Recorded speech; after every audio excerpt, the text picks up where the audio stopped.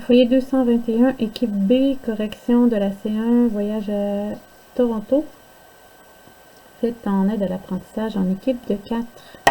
Alors d'abord, ce que je fais lorsque je regarde une C1 ou n'importe quelle résolution de problème, je regarde si ce sera facile pour moi de me diriger dans le raisonnement. Alors ici, c'est vraiment facile. L'application de ce que vous avez appris l'année passée avec Madame Parenteau, la première colonne planification, la deuxième résolution, rend le déroulement de votre raisonnement extrêmement clair, facile à suivre.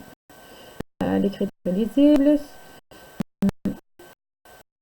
je les intertitre comme j'ai dit, mais je préférer qu'on m'en serve pour mettre le résultat. Donc, ici, produit constant, en 900, ce serait apprécié de vous serez seul à répondre. La deuxième, présence des 4 majeurs pour le résultat final.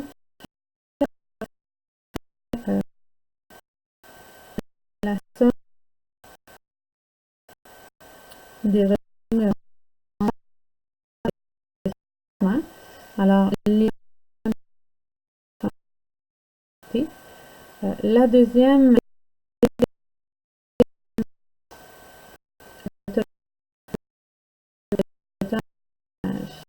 et là je vois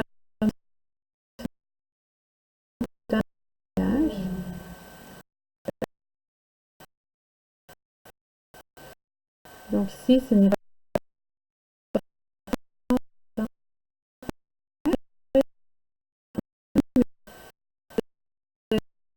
que vous avez trouvé directement et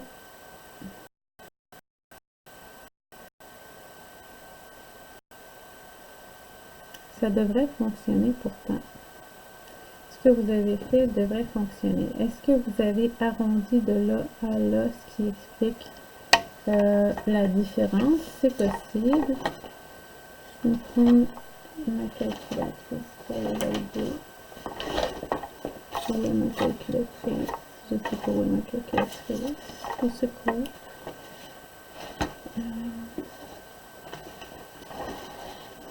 Donc, je vais aller valider. Ça devrait fonctionner pourtant.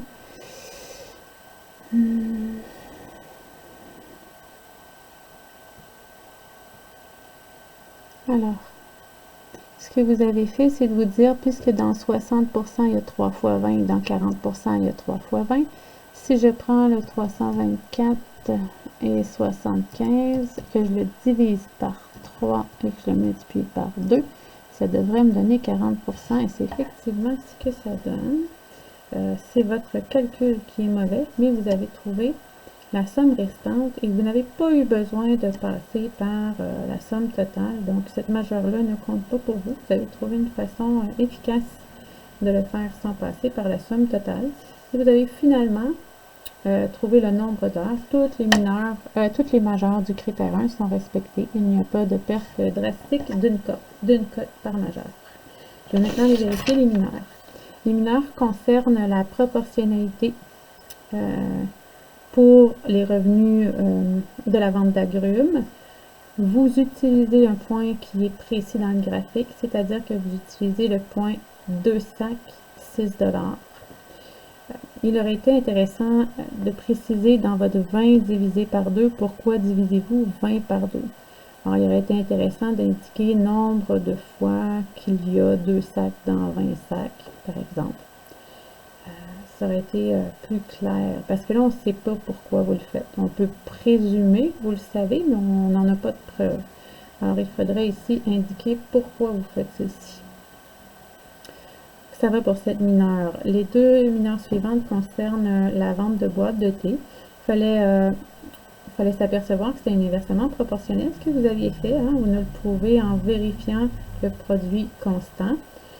J'aimerais que vous précisiez que c'est une situation inversement proportionnelle. Et que donc vous utilisez le produit constant. La deuxième, c'était tient compte de la fraction conservée par rose. Alors, on va aller voir si vous mobilisez les concepts de la bonne façon. Vous mobilisez les concepts, vous trouvez 6 $ par boîte, vous trouvez le revenu des boîtes vendues par rose et vous tenez compte de la fraction conservée. Les deux prochaines mineures sont bien faites et les concepts sont mobilisés de la bonne façon. Il n'y a pas d'erreur jusqu'à maintenant. Les deux mineures suivantes, qui sont les dernières, concernent la vente de chandelles. Vous deviez tenir compte du fait que c'était une situation de variation proportionnelle. Ce que vous faites ici, en trouvant le nombre de centimètres par dollar, c'est super bien que vous ayez mis les unités de mesure du taux unitaire ici. Vraiment excellent. Et vous appliquez ce taux unitaire au centimètre de diamètre des deux autres modèles. Maintenant, on divise par le taux unitaire. Ça peut sembler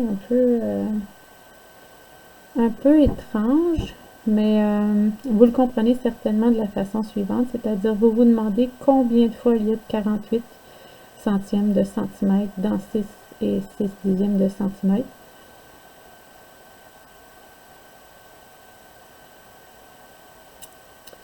Et que ceci vous donnera le nombre de dollars.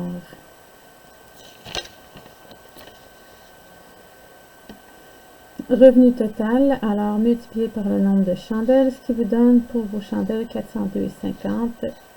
C'est tout à fait ce qu'il fallait. Vous tenez compte du pourcentage conservé, 120 et 75. Donc, tout ce qu'il y a d'erroné dans votre démarche, c'est une erreur de calcul. Ici. Cette erreur de calcul, comme ce n'est pas une erreur conceptuelle, vous l'avez bien expliqué ce que vous vouliez faire. Hein? Si vous n'aviez pas fait ceci, je n'aurais pas pu considérer que c'était une erreur de calcul et j'aurais considéré que c'est une erreur de concept.